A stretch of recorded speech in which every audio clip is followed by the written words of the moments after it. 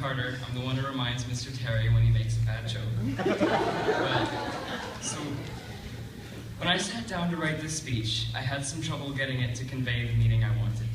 I wanted something memorable and impactful, and something relevant. I wanted something about myself, but also something for everyone here tonight.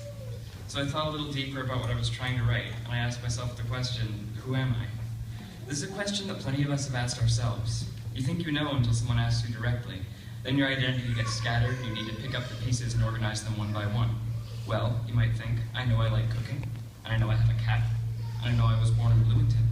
But that cut and dried, organized display of traits isn't you. It isn't who you are. In that big mishmash of ourselves, those little organized bits glom onto each other. They ooze all over the place and make a huge mess that can only be you. And that's not even the half of it. Here you are with this monstrous, oozy, glommy mass, this big metaphorical blob that represents yourself. And it isn't even the same one you had yesterday. It's probably not even the same one you had 30 minutes ago. We keep trading in our blobs 1 minute after the next. It's like we're in a big blob depot and we're only allowed to take one at a time. We keep picking up blobs thinking that we finally found the right one for us, but one shelf higher, there's another blob that's just that much more you. So you take it and drop the first, but of course you soon have your eye on another. And as you make your way through the blob depot, you keep getting residue from past blobs and your present blob until it's not even the same blob you just picked. And then you just keep blobbing until no more blobs remain. But I digress. So there I was, thinking about blobs and trying to write a speech. But how could I create something that reflected who I was and I'd be someone different by the time I gave the speech? So here's my attempt.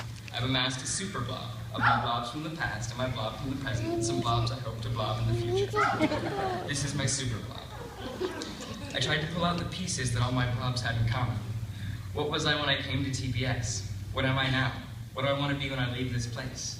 Not just TPS, but this building. What am I going to be when I walk out of this room? Right away, I knew the answer to all these questions. First and foremost, I'm a writer. I'm a creator, and it gives me the greatest pleasure to weave worlds and characters on the page. I'm covered from head to toe in writerly blob residue. I'm a storyteller and an actor and an artist and a dreamer, and to me, all these things are the same thing, because they're all me. So here's what you're going to do. When you leave this room or this building or this grade, when you move on to the next stage in your life, don't forget to take your favorite blobby bits with you. Good night, good luck, and blob good blobs.